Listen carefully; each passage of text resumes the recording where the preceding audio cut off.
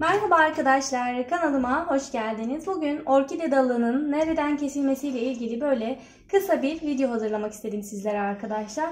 Sizin de bu şekilde orkideniz varsa, bakın 4 dallı bir orkide bu. Şu üst kısmı gördüğünüz gibi kurumaya başlamış. Buradan itibaren kuruduğu için aslında herhangi bir sorun teşkil etmez. Ama gördüğünüz gibi bakın şu boğumunu göstermek istiyorum. Burası dolu olan boğum arkadaşlar. Bakın içi dolu. Şuradan çiçek çıkmış daha önce. Bakın çiçeğin çıktığı yer belli oluyor. Buradan daha önce çiçek çıkmış. Artık bunu şuradan itibaren kesebiliriz. Özellikle şu kısımdan çiçek çıkma ya da keyik çıkma ihtimali olduğu için en az 2 parmak yukarıda kesmeniz gerekiyor. Çok yakın keserseniz hafif böyle uç kısmı da kuruyacağı için çiçeğe çok yakın olur. Ve buradan dal çıkarsa ona zarar verebilir. O yüzden şöyle 2 parmak kadar üstünden kesebilirsiniz. Kesme işlemini yaparken bir budama makası ya da bir bıçak kullanabilirsiniz arkadaşlar.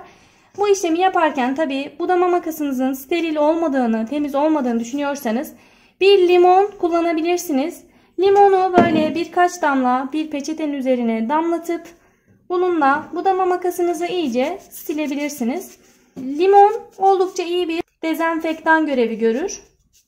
Bu şekilde silebilirsiniz. Silme işlemini tamamladıktan sonra bir kere de kesmeniz lazım. Böyle zarar vermemeniz gerekiyor. Tek hamlede bu şekilde kesiyorsunuz arkadaşlar. Kesme işlemini tek hamlede sağlıklı bir şekilde yaparsanız bakın bu kısmından kuruma devam etmez. Tek hamlede kesme işlemini yapabilirseniz tarçın kullanmanıza da gerek kalmaz. Ama eğer kesimi konusunda sıkıntı olduğunu düşünüyorsanız her ihtimale karşı buraya toz tarçın uygulayabilirsiniz. Hepsini kestikten sonra işlemi yapacağım arkadaşlar. Ayrıca şunu da belirtmek istiyorum. Budama işlemini yaptıktan sonra kısa bir süre içerisinde çiçek dalı vermesini istiyorsanız bu boğum kısmına vazelin veya aloe vera sürebilirsiniz. Vazelin ve aloe vera dal çıkarmasında veya keyiki çıkarmasında etkilidir. Yumuşatır ve bir an önce keyiki veya dal için bitkinin boğum kısmının kabarmasını sağlar. Aloe vera veya vazelin hatta gliserin de kullanarak boğum kısmının kısa bir süre içerisinde yumuşayıp şişmesini sağlayabilirsiniz. Şu dal üzerinde de göstermek istiyorum. Bakın bu dalın şu kısmından daha önce çiçek çıkmış. Bakın buradan çiçek çıkmış. Üst kısımlarda da herhangi bir çiçek dalı kalmamış ve son dolu boğum şu kısım. Gördüğünüz gibi burada bir boğum var. Bunun 2 parmak üstünden kesiyoruz. Şuradan itibaren kesiyorum tek hamlede. Yine buraya da uygulama yapabilirsiniz. Vazelin veya aloe vera. Bakın burada da aynı böyle çok boğumlu, çok dallı olan orkidelerde bazen sıkıntı yaşanabiliyor. Hani birinci, ikinci, üçüncü diye sayma konusunda. Hepsinde öyle üçüncü olmaz. Bakın bunu sayacak olursak bakın 1, 2, 1, 2, 3, dördüncü boğumun üstü oluyor yani. Her zaman üçüncü boğumun üstü olacak diye bir şart yok. Bakın bunda da yine 1, 2, 3, dördüncü boğum üstü olmuş oldu. Şimdi şuna da bakalım. Bakın 1, 2, 3, 4. Bu da dördüncü boğumun üstü olacak. Bakın burada da yine aynı şekilde. Boğum sayarak kesinlikle o yüzden yapmayın. Nerede çiçek en son çıkmış, en son neredeki çiçek kurumuş ve bu şekilde olması gerekiyor boğum yerinin. Dolu boğumlar bu şekildedir. Bunun hemen 2 parmak üstünden kesebilirsiniz. Şuradan itibaren bunu da kesiyorum. Son olarak bunu da göstermek istiyorum. Bakın bunda da bakın şuraya kadar geldim. Burada en son çiçek çıkmış. Çiçek dalı buradan çıkmış. Diğer yerlerde çıkmamış. Şuradan itibaren kesiyorum. Bu şekilde kesme işlemini tamamladıktan sonra üst kısımlarına toz tarçın süreceğim arkadaşlar. Şöyle hafif şöyle bir miktar toz tarçın serpiyorum. Herhangi bir bakterinin bulaşmasını, hastalığın oluşmasını, dalın kurumasını önlemesi için. Ama dediğim gibi keserken çok iyi hızlı bir şekilde kesmeniz gerekiyor. Aksi halde zedelerseniz sararma ve kuruma devam edecektir. Şuradakini de göstermek istiyorum. Bakın bu şekilde eğer sarardıysa dalınız tamamen sarardıysa buna yapacak bir şey yoktur. Bunu da kökünden itibaren kesebilirsiniz.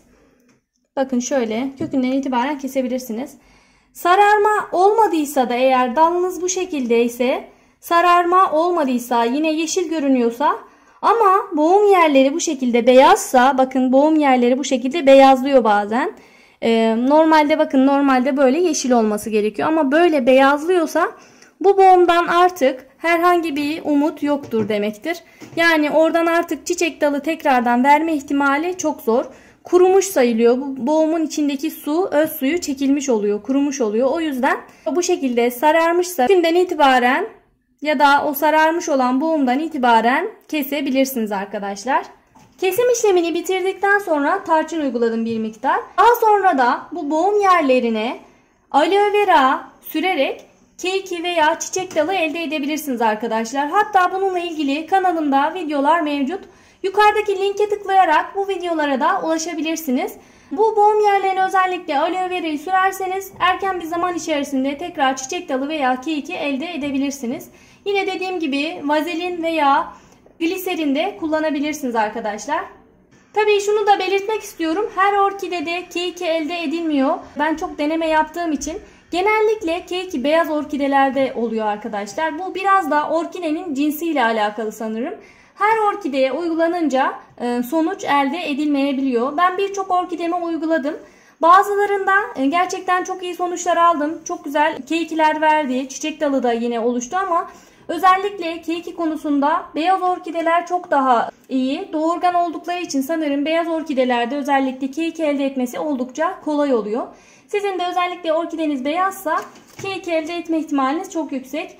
Çiçekleriniz döküldükten hemen sonra dalı da budamakta acele etmeyin arkadaşlar. Bir süre bekleyin.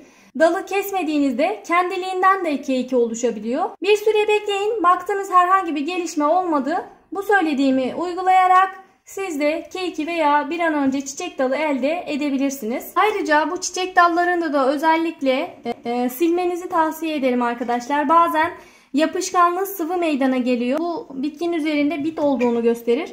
Ve bu bitler özellikle bakın şu dal kısımlarının, şu boğum kısımlarını yiyor. Bakın şuradan çok net görebilirsiniz. Buranın öz suyunu emdikleri için belli bir süre sonra bu boğum kısmı beyazlaşmaya başlıyor. Ve bu boğumun beyazlaşması artık o boğumda çiçek dalı veya keikinin çıkma ihtimalini engelliyor arkadaşlar. O yüzden her zaman bu şekilde bir peçetenin üzerine biraz böyle limonu damlatıp bu özellikle dal kısımlarını iyice silebilirsiniz. Bu işlemi yaparsanız hastalık oluşmasını en azından engellemiş olursunuz. Özellikle bu işlemi yaprak kısımlarına da yapabilirsiniz arkadaşlar. Yaprakta da yine aynı şekilde hastalık ve zararların oluşmasını engellemiş olursunuz.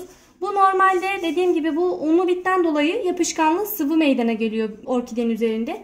Çiçek toprağında da bazen bitler meydana geliyor. Bu bit için de elma kabuğu uyguluyorum ben. O yöntemi de deneyebilirsiniz. Kanalımda onun videoları da mevcut arkadaşlar. Unlu bit hastalığıyla mücadele etmenin de videoları kanalımda mevcut.